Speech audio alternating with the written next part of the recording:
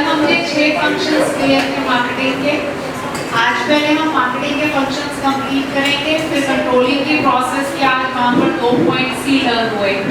देखते हैं तीसरा हो पाता है या नहीं, क्योंकि बहुत लेंथी पॉइंट्स हैं। आज के लेक्चर के बाद 3 दिन और लगेंगे हमें मार्केटिंग को सिर्फ कंप्लीट करने में, ओनली 3 डेज लेक्चर, क्योंकि आज के टॉपिक से साइमल्टेनियसली मार्केटिंग मिक्स जो नेक्स्ट टॉपिक है उसके 3 पॉइंट्स अपने आप ही प्रिपेयर हो जाते हैं। ठीक है, चलिए शुरू करते हैं जी। Customer support services, page number 253, function जो है वो 7th है। पहले 7 फंक्शंस बहुत इंपॉर्टेंट हैं इंडिविजुअल पॉइंट्स के पर्सपेक्टिव से, और फिर लास्ट के 2 फंक्शंस बहुत इंपॉर्टेंट हैं। इनको मैक्सिमम टाइम्स बोर्ड्स में इंडिविजुअल पॉइंट पूछा जाता है। चलिए बात करो। A very important function of the marketing management relates to developing customer support services such as after sales services, handling customer complaints and adjustments, procuring credit services, maintenance services, technical services and consumer information. Next point, all these services aim at providing maximum satisfaction to the customers. अब एक important function किसी भी marketer का क्या होता है, खास करके अगर हम कंज्यूमर ड्यूरेबल प्रोडक्ट्स की बात करें, चाहे वो ऑटोमोबाइल्स हैं, चाहे वो इलेक्ट्रॉनिक प्रोडक्ट्स हैं, कोई भी इलेक्ट्रिकल अप्लायंसेस या कोई और कंज्यूमर प्रोडक्ट है, तो उसमें आफ्टर सेल सर्विसेज एक बहुत इंपॉर्टेंट एक्टिविटी है। आफ्टर सेल सर्विसेज कब शुरू होती है, जब प्रोडक्ट की सेल हो जाती है। अब प्रोडक्ट की इंस्टॉलेशन है, कई बार प्रोडक्ट में प्रॉब्लम आ जाती है, प्रॉब्लम आपको प्रोडक्ट में एडजस्टमेंट करानी है अपने हिसाब से, और जैसे अगर एसी है या गाड़ी है या और चीजें हैं तो उनमें सर्विस की जरूरत हमें पड़ती है या नहीं पड़ती।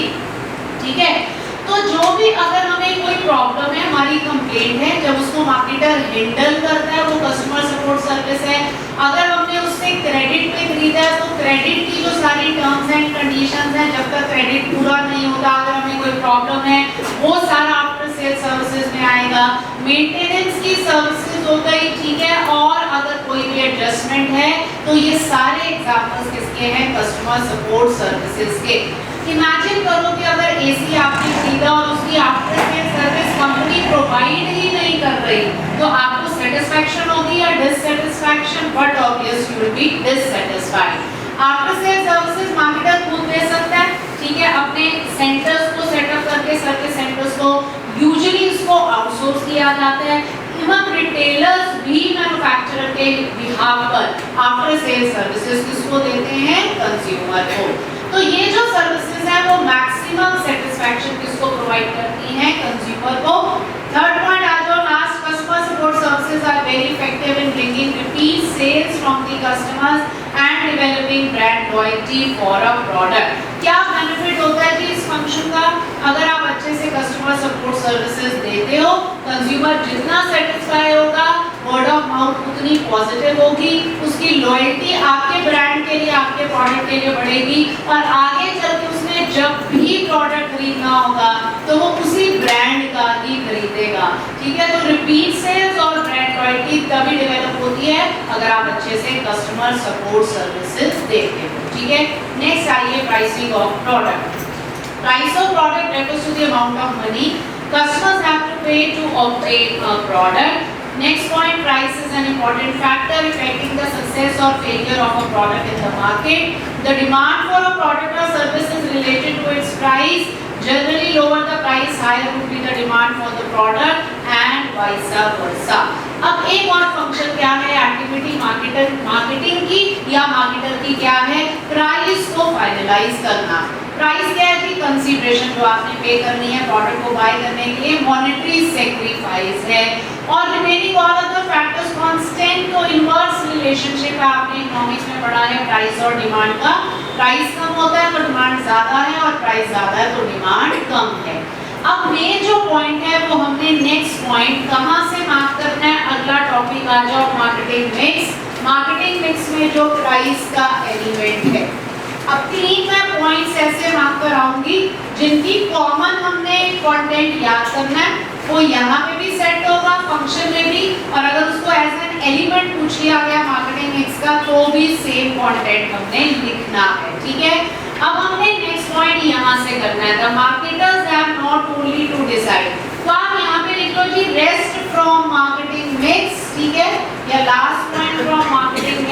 और अपनी एनसीईआरटी के हिसाब से पेज लिख लो, ठीक है। अपनी एनसीईआरटी के हिसाब से पेज लिख लो, बाकी का जो कंटेंट है वो हमने मार्केटिंग मिक्स से देना है। चलिए अब इसको समझो पॉइंट को, ये की पॉइंट है। The marketers have not only to decide about the objectives of price setting but to analyse the factors determining the price and fix the price for the firm's product. जब आपने इस function को perform करना है as a marketer, तो आपने कैसे price को डिसाइड करना है। पहले आप ये देखोगे कि आपके प्राइसिंग ऑब्जेक्टिव्स क्या हैं। क्या आप प्रॉफिट शॉर्ट टाइम में मैक्सिमाइज करना चाहते हो या प्रॉफिट लॉन्ग टर्म में मैक्सिमाइज करना चाहते हो, क्या आप मार्केट शेयर को कैप्चर करना चाहते हो।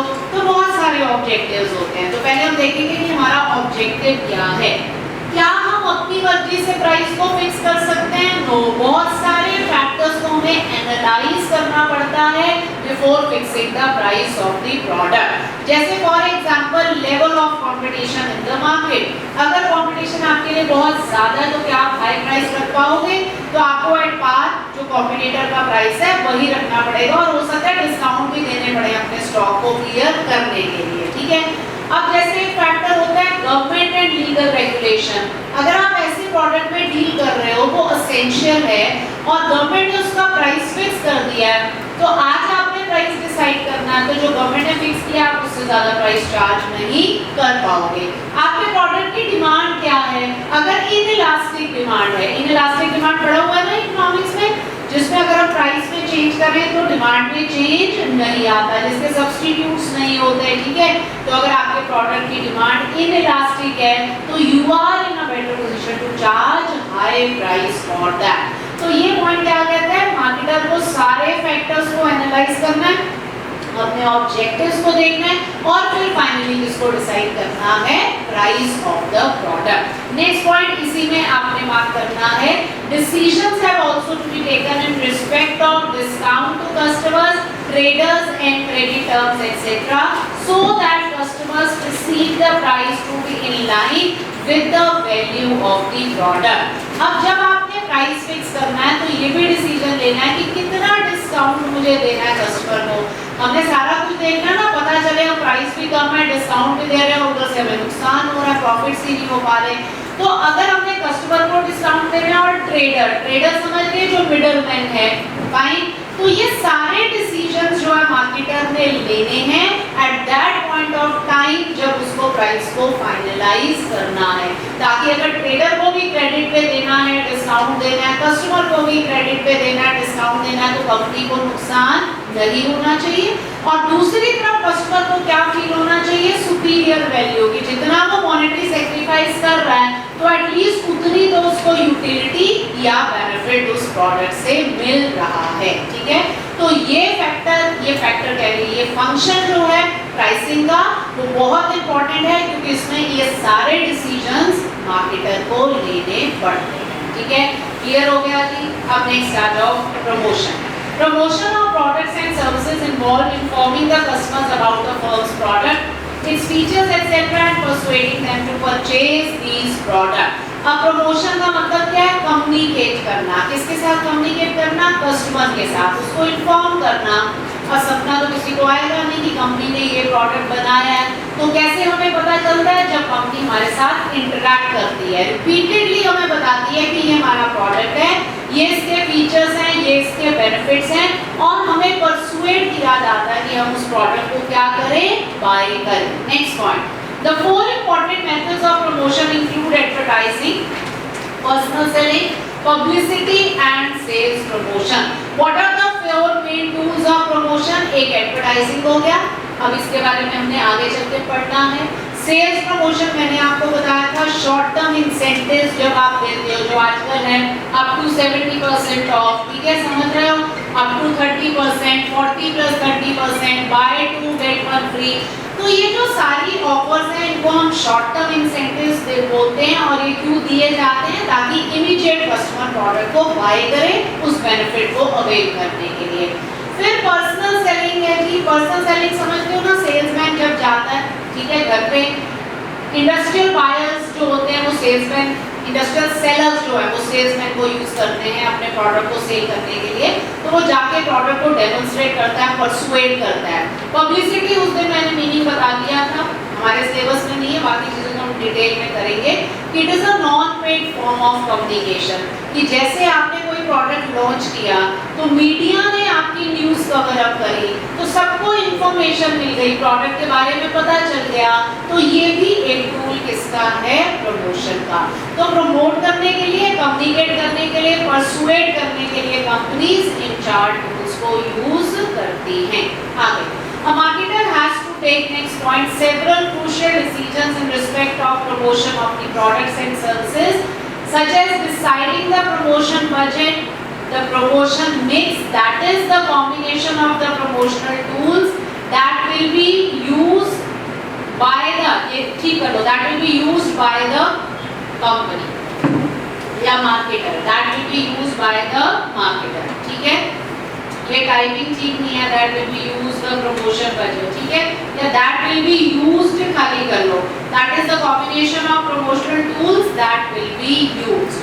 अब जब आपने ऐसा मार्केटर प्रमोशन का डिसीजन लेना है, ध्यान दीजिए, तो सबसे पहले आप क्या डिसाइड करेंगे, बजट प्रमोशन का। ये बहुत इंपॉर्टेंट है क्योंकि हर टूल की कॉस्ट अपनी है। पर्सनल सेलिंग बहुत एक्सपेंसिव टूल ऑफ प्रमोशन है as compare to advertising.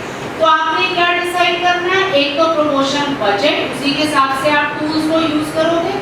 Secondly, आपका प्रमोशन मिक्स क्या रहेगा, व्हाट इज प्रमोशन मिक्स। जब आप ये डिसाइड करते हो कि सारे टूल्स को यूज करना है या सारे में से कौन से दो टूल्स को यूज करना है, कंपनी के प्रोडक्ट को प्रमोट करने के लिए, कस्टमर को परसुएड करने के लिए, तो इस डिसीजन को कौन सा डिसीजन बोला जाता है, प्रमोशन मिक्स, ठीक है। अब आपने सोच लिया कि आप एडवर्टाइजिंग को ही सिर्फ यूज करोगे, ठीक है, क्योंकि अगर इंडस्ट्रियल प्रोडक्ट है तो उसके लिए पब्लिसिटी बिल्कुल यूजफुल नहीं है ना। लेकिन अगर कंज्यूमर प्रोडक्ट है, जैसे फास्ट मूविंग कंज्यूमर गुड्स, उसके लिए एडवर्टाइजिंग बहुत बेटर है। लेकिन अगर इंडस्ट्रियल प्रोडक्ट है उसके लिए पर्सनल सेलिंग ज्यादा सुटेबल है।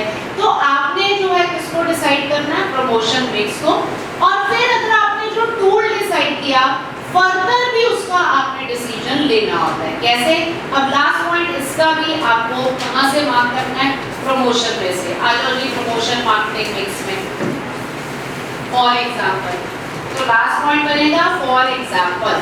For example, in the respect of advertising it is important to decide about the message, the media to be used, example print media, newspaper, magazine, etc. Point हुआ जी clear. अब मैंने promotion mix का decision ले लिया कि सिर्फ advertisement मुझे करनी है, या एडवर्टीजमेंट और पब्लिसिटी। तो एडवर्टीजमेंट में भी आपने कौन सा मीडिया चूज करना है, ये भी आपको डिसाइड करना पड़ेगा। और ये डिसीजन जो है कौन सा डिसीजन है, प्रमोशन का, ठीक है। क्लियर हो गया जी, समझ आ गया। चलिए अब आइए नेक्स्ट फंक्शन। नेक्स्ट फंक्शन का नाम है फिजिकल डिस्ट्रीब्यूशन। अब इसका पहला पॉइंट मार्केटिंग मिक्स का निकालो जी, प्लेस, और उसका फर्स्ट पॉइंट। अब आपने नोट अच्छे से करना है ताकि आपको दो चीजें ना याद रखनी पड़े। ये तीन चीजें जो हैं, ये तीन एलिमेंट्स किसके हैं, मार्केटिंग मिक्स के, तैयार हो गए। जो ऐसे याद करेंगे वही सेम हम वहां पे सेट करेंगे, बाकी सारी चीजें कॉमन है, ठीक है। There is no difference between place and physical distribution. तो first point पढ़िए पहले। Place और physical distribution include activities that make firms products available to the target customer. अब एक मार्केटर का फंक्शन क्या है, physical distribution. Physical distribution का मतलब क्या है कि आप गुड्स बना रहे हो तो उड़ के तो हो जाएंगे नहीं, प्रोडक्शन एक जगह, कंजम्पशन सारी जगह। तो जब आप कुछ ऐसी एक्टिविटीज परफॉर्म करते हो जिससे आपके प्रोडक्ट सही टाइम पे सही जगह पर कस्टमर को अवेलेबल हो जाते हैं, तो उसी फंक्शन या एक्टिविटी ऑफ मार्केटर की क्या बोला जाता है, फिजिकल डिस्ट्रीब्यूशन, ठीक है। तो मीनिंग हो गया मार्केटिंग मिक्स से। अब सेकंड पॉइंट आपने मार्क करना है, मेरी एनसीईआरटी में नेक्स्ट पेज है, द टू मेजर डिसीजंस। मिल गया जी सबको, मिल गया टू मेजर डिसीजन फंक्शन में। चलिए मार्क करिए, the two major decision areas under this function include a decision regarding channels of distribution or the marketing intermediaries like wholesalers, retailers to be used. ठीक है, add के बाद एक line add कर लीजिए, ये मार्केटिंग मिक्स की ही लाइन है, मैं यहीं पे ऐड कराने लगी हूँ। लिखो एंड प्रोवाइडिंग सपोर्ट, एरो डाल के ऊपर लिख लो एंड के बाद, and providing support to them, and providing support to them by way of, and providing support to them by way of discounts and promotional campaigns etc. by way of discounts and promotional campaigns etcetera. ठीक है, अब ध्यान से सुनिए। सबसे पहला decision physical distribution का क्या रहता है कि हमारे और कंज्यूमर के बीच में कितने चैनल्स और डिस्ट्रीब्यूशन होंगे, कितने इंटरमीडियरीज होंगे। डिटेल हमें आगे चल के प्लेस में पढ़नी है। क्या हम 2 लेवल से प्रोडक्ट को बेचेंगे या 3 लेवल से बेचेंगे? 2 लेवल समझ गए, मैन्युफैक्चरर से प्रोडक्ट किसके पास जाएगा, होलसेलर, और होलसेलर से किसके पास जाएगा, रिटेलर के पास। ठीक है, एक डिसीजन है कि कितने इंटरमीडिएट डायरेक्ट डिस्ट्रीब्यूशन करनी है या इनडायरेक्ट। दूसरी बात, उनको हमने कैसे सपोर्ट देनी है। देखो, एक तो कंपनी हमें जो है इंसेंटिव देती है, जैसे डिस्काउंट हो गया, buy 2 get 1 free, free gift और बहुत सारी ऑफर्स। सिमिलरली कंपनी ट्रेडर्स को, इंटरमीडियरीज को भी सपोर्ट देती है, जिसको ट्रेड प्रमोशन बोला जाता है। कंज्यूमर के लिए सेल्स प्रमोशन बोला जाता है और ट्रेडर के लिए क्या बोला जाता है, ट्रेड प्रमोशन। ऐसा करना क्यों जरूरी है? क्योंकि अगर होलसेलर्स ही हमारा स्टॉक नहीं रखेंगे तो वो कंज्यूमर तक नहीं पहुंचेगा, कंपनी के लिए बहुत मुश्किल होता है। और एक बार होलसेलर अट्रैक्ट हो गया हमारे डिस्काउंट से, हमारे सेल्स कॉन्टेस्ट से, और हमने उसको गिफ्ट्स दिए, जैसे आप हमारी सेल अगर इतनी करोगे तो कंपनी आपको गोल्ड चेन देती है, कंपनी आपको सिंगापुर का ट्रिप करा देती है, ऐसे ही प्राइजेस मिलते हैं। अगर आप हमारे प्रोडक्ट को स्पेशल डेकोर, एक स्पेशल स्पेस देते हो, शेल्फ देते हो अपनी आउटलेट में, है ना, जैसे कस्टमर एंटर करता है तो उसमें भी आपको जो क्या है, डिस्काउंट मिलता है। बहुत सारी कंपनीज की ऑफर्स होती हैं होलसेलर्स और रिटेलर्स के लिए, ताकि वो हमारे प्रोडक्ट को स्टोर करें, और एक बार उन्होंने स्टोर कर लिया फिर तो वो कन्विंस करेंगे ना रिटेलर को बेचेंगे, और रिटेलर भी अपने पास नहीं रखेगा, वो भी किसको बेचेगा, कंज्यूमर को। तो जब हम ये डिसाइड करते हैं कि कितना डिस्काउंट होलसेलर रिटेलर को देना है, सेल कॉन्टेस्ट कराना है, या उनको कौन से हमने बेनिफिट्स देने हैं, और कितने इंटरमीडिएट्स हमारे और कंज्यूमर के बीच में होंगे, तो ये डिसीजन किसका है, प्लेस या फिजिकल डिस्ट्रीब्यूशन का। ठीक है, सेकंड पॉइंट पढ़िए जी, B, physical movement of the product from where it is produced to the place where it is required by the customers for their consumption or use। अब राजस्थान में चीज बन रही है, पंजाब में कंज्यूम हो रही है, पत्थर चलो वहाँ से बहुत लोग लाते हैं यहाँ पे, ठीक है, या यहाँ का सामान दूसरी स्टेट में भी जाता है, हौसली का देखते हो ना आप, जाता है बहुत जगह पे। तो गुड्स जहाँ पर प्रोड्यूस हो रहे हैं, कंजम्पशन अलग जगह पर है, तो फिजिकली तो मूव करना पड़ेगा ना, वेयर हाउसेस तक, होलसेलर्स तक। तो गुड्स फिजिकली कैसे मूव करेंगे from the place of production to the place of consumption is also another decision area, लेकिन ये कौन से फंक्शन का पार्ट है, प्लेस या फिजिकल डिस्ट्रीब्यूशन। आगे, the important decision areas under physical distribution include managing inventory, levels of stock of goods, storage and warehousing and transportation of goods from one place to another। जो physical movement है वो comprehensive term हो गई, transportation में आ गया कि which mode of transportation you wanna choose। और कौन से एरियाज हैं जी, और कौन से डिसीजंस हैं जो कि हम प्लेस के अंडर लेते हैं कि हमें कितना स्टॉक मेंटेन करके रखना है अपनी फैक्ट्री में, गोडाउन्स में, होलसेलर्स के पास, रिटेलर्स के पास। तो ये सारे जो डिसीजन हैं ये किसका हिस्सा है, किसका पार्ट है, फिजिकल डिस्ट्रीब्यूशन का। And which mode of transportation you will use to distribute your product to make your product available to the customers at right place and right time is also decision which is taken under which function, place or physical distribution. ठीक है, समझ आ गई थी बात। अब physical distribution का ही part storage भी है और फिजिकल डिस्ट्रीब्यूशन का पार्ट भी ट्रांसपोर्टेशन है। अब दोनों को एज अ सेपरेट फंक्शन भी एनसीईआरटी में दिया गया है, अदरवाइज ये दोनों किसका हिस्सा है? फिजिकल डिस्ट्रीब्यूशन का।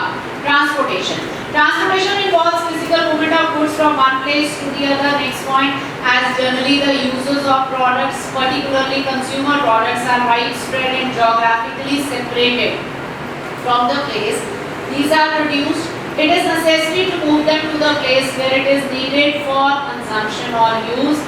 Next point, for example, tea produced in Assam has to be transported not only within the state but to other far-off places like Tamil Nadu, Punjab, Jammu and Kashmir, etc. अब हमें मालूम है transportation का मतलब क्या है? Goods को move करना एक जगह से दूसरी जगह पर, क्योंकि गुड्स की कंजम्पशन प्रोडक्शन सिलेक्टेड जगह पर होती है, लेकिन कंजम्पशन जो है वो हर जगह पर है। खास करके किन प्रोडक्ट्स की बात हम कर रहे हैं? Fast moving consumer goods. तो मैगी लद्दाख में भी मिलती है, चाहे वो एरिया बाकी कंट्री से कट ऑफ हो जाता है कुछ महीनों के लिए, तो मतलब कंजम्पशन बहुत जगह पे है through out the length and breadth of all countries, ये समझ जाओ, और प्रोडक्शन सिलेक्टेड जगह पर है। तो गुड्स कैसे पहुंचते हैं वहां पर? Through some means of transportation. ठीक है, अब उन्होंने चाय का एग्जांपल दे दिया कि टी कहाँ पर होती है कि असम में, लेकिन मुझे लगता है दुनिया तो नहीं, इंडिया का तो हर कोने में मैं बोलूंगी चाय पी जाती है, तो उसकी कंजम्पशन हर स्टेट में है। Fine, next point, a marketing firm has to analyze its transportation needs after taking into consideration various factors such as nature of the product, cost and location of target market, and take decisions in respect of mode of transportation to be chosen and other related aspects। That to be chosen तक भी आप लिख सकते हो। अब तो